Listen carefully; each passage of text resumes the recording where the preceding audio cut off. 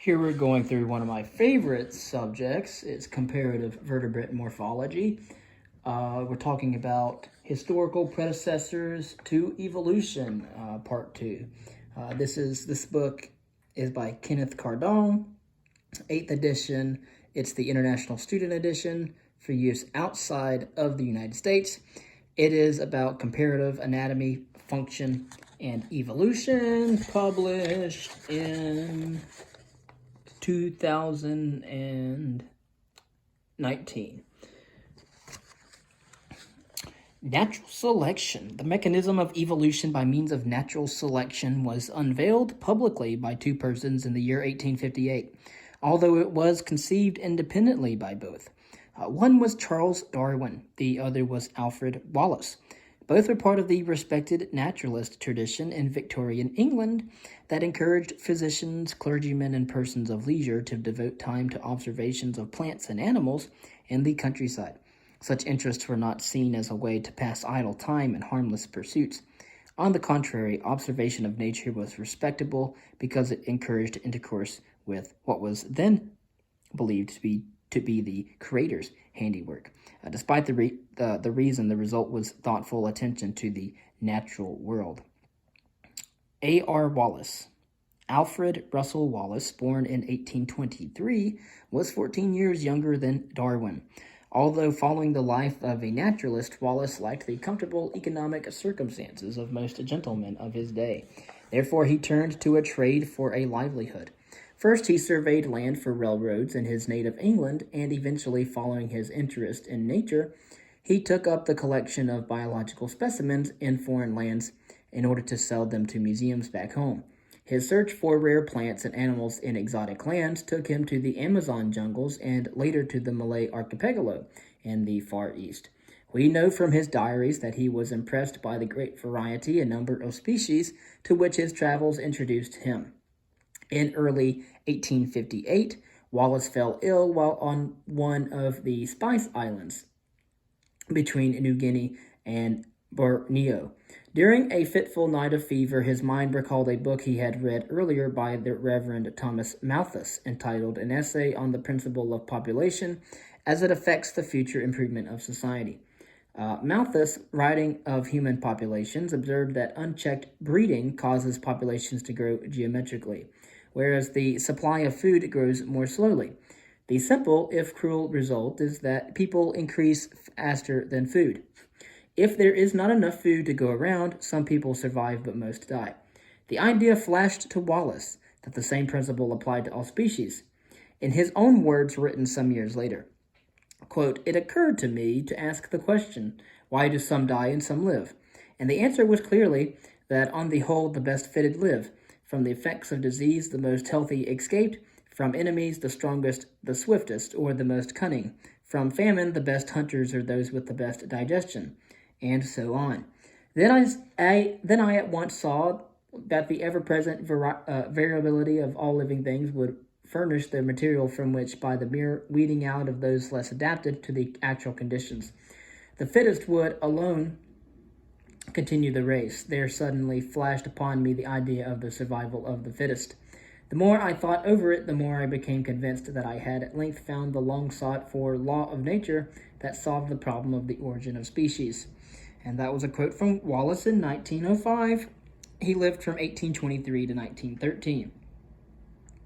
Wallace began writing that same evening, and within 2 days had his idea sketched out on paper. Knowing that Darwin was interested in the subject but unaware of how far Darwin's own thinking had progressed, he mailed the manuscript to Darwin for an opinion. The post was slow, so the journey took 4 months. When Wallace's paper arrived out of the blue with its stunning coincidence to his own ideas, Darwin was taken by complete surprise.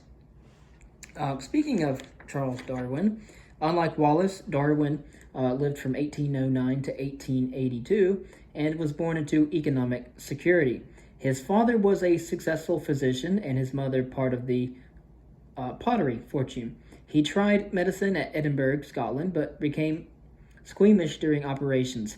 Fearing creeping idleness, Darwin's father redirected him to Cambridge and a career in the church, but Darwin proved uninterested.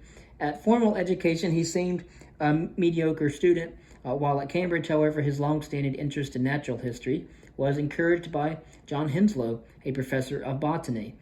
Darwin was invited on geological excursions and collected biological specimens. Upon graduation, he joined as de facto naturalist of the government's HMS Beagle over the objections of his father, who wished him to get on with a more conventional career in religious ministry.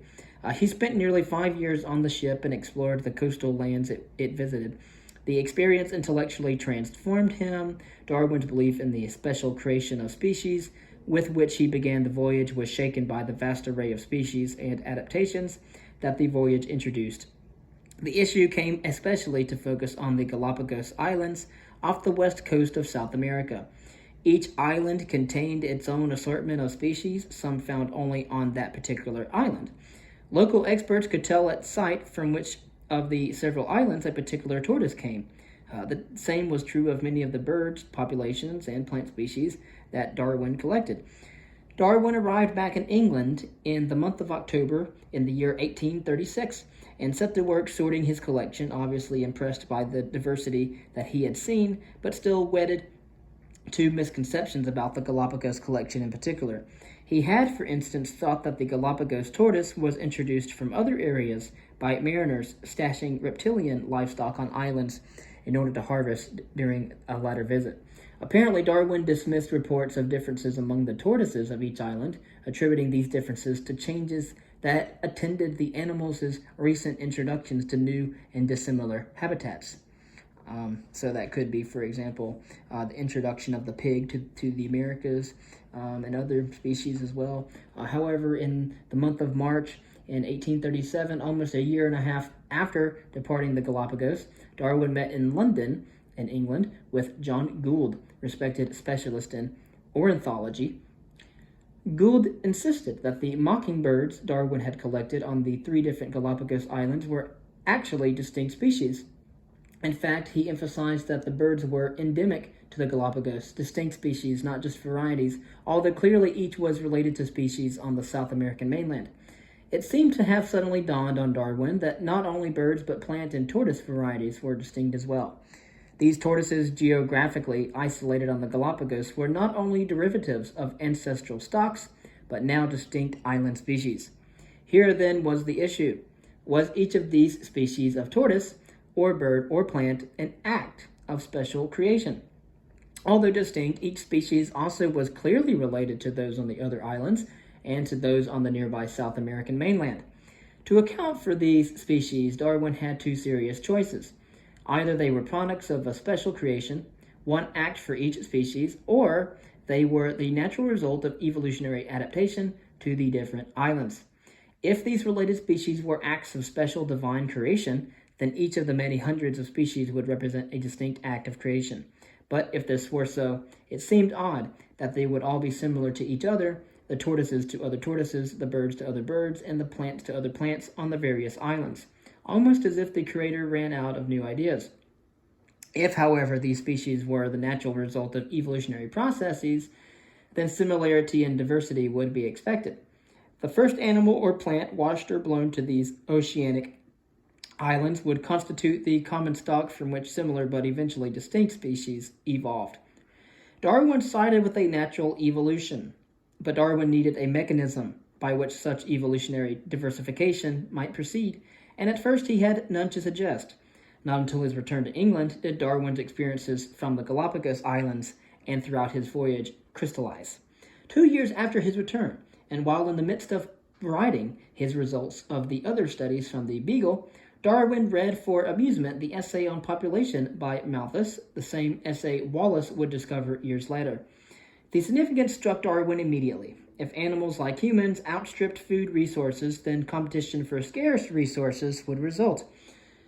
Those with favorable adaptations would fare best, and new species incorporating these favored adaptations would arise.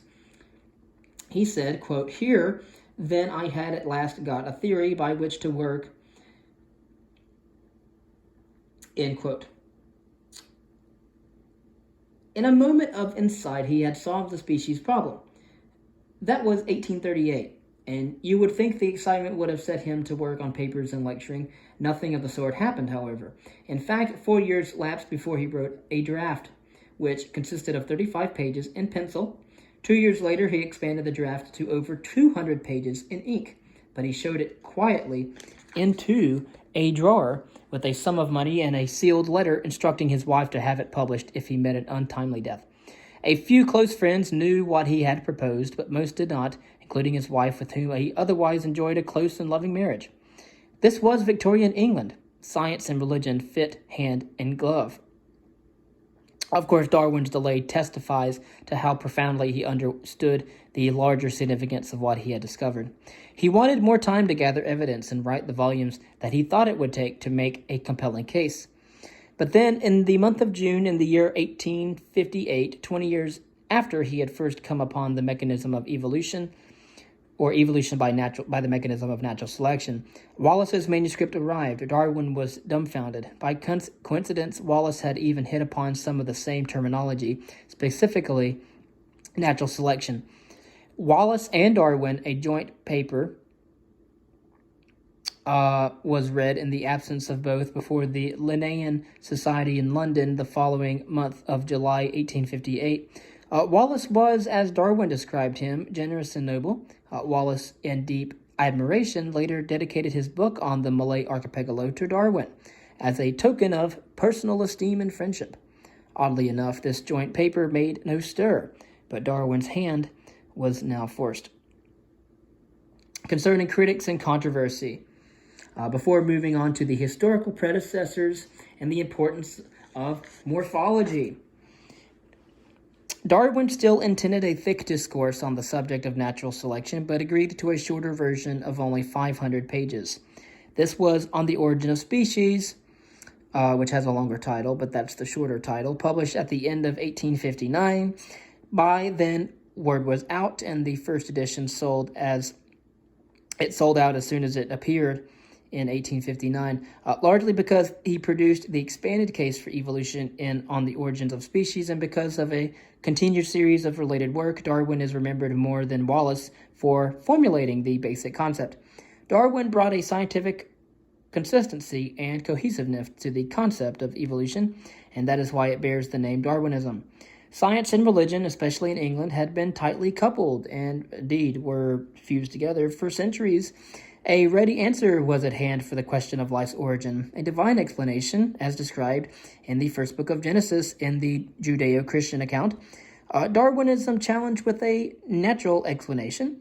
Controversy was immediate, and in some remnant backwaters it still lingers today, especially in the Bible Belt of the United States.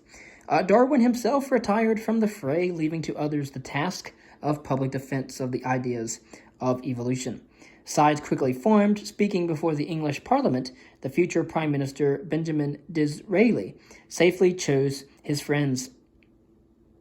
"The question is this," he said, "is man an ape or an angel?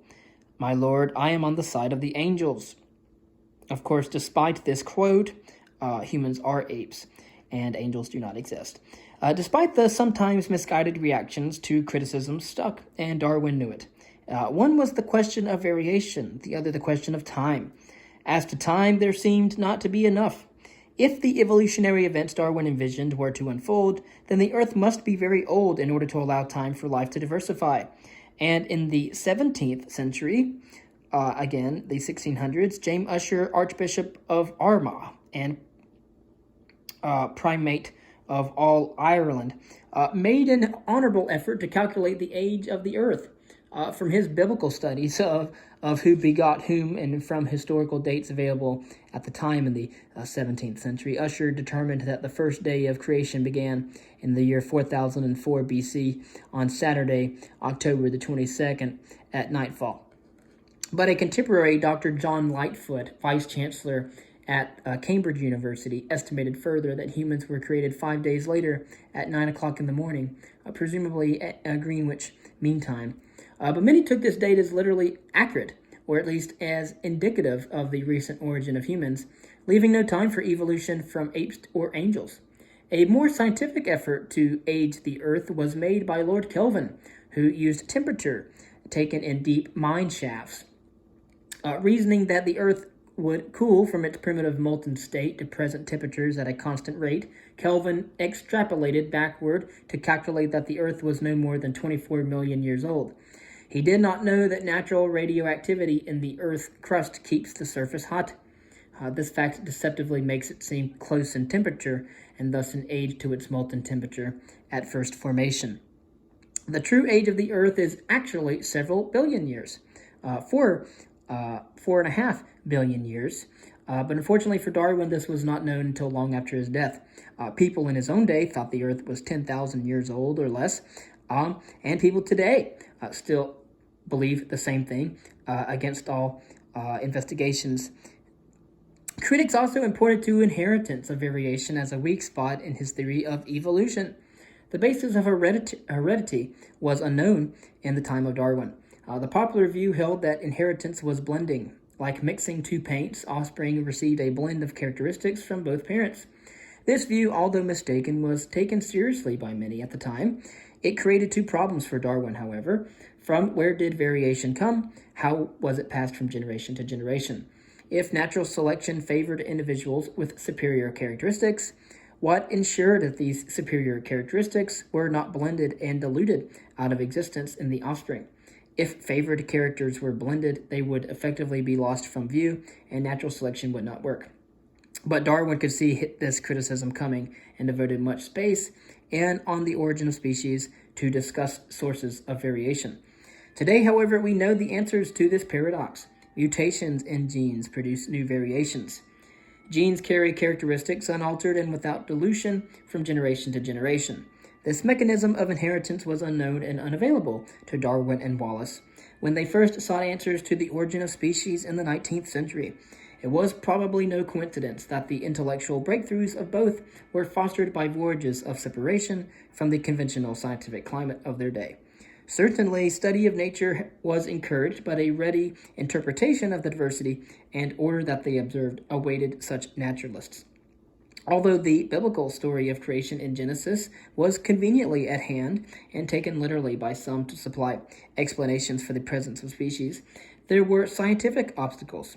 Confusion between physiological and evolutionary adaptation by Lamarck, the notion of a scale of nature, the idea of fixity of species by Linnaeus and others, the young age of Earth by Kelvin, and the mistaken views of variation and heredity, or blending inheritance, all differed from predictions of evolutionary events or confused the picture.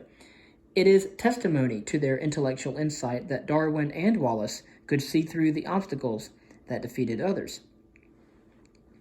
And of course, next we will talk about the historical predecessors of morphology. We'll talk about a couple other things as well, and then eventually we'll get into morphological concepts to analyze design. Concepts of form, function, and evolution have developed. Some of the most useful of these address similarity, symmetry, and segmentation. And we'll go over analogy, homology, and homoplasy, as well as convergence. And then we'll begin our readings starting in evolutionary morphology. And we'll talk about phylogeny and dendrograms and phyla and phylogenetic systematics and cladistics and cladograms and all that. And then we'll briefly touch on paleontology and geological time, and then we'll talk on about taphonomy and stratigraphy, and then we'll talk about radiometric dating, and then we'll eventually end this chapter talking about basically phylogenetic patterns, and which suggests the process producing change through time. Thank you for watching this video reading on vertebrates, Comparative Anatomy, Function, and Evolution, 8th edition, 2019, by Kenneth V. Cardong, a McGraw-Hill education.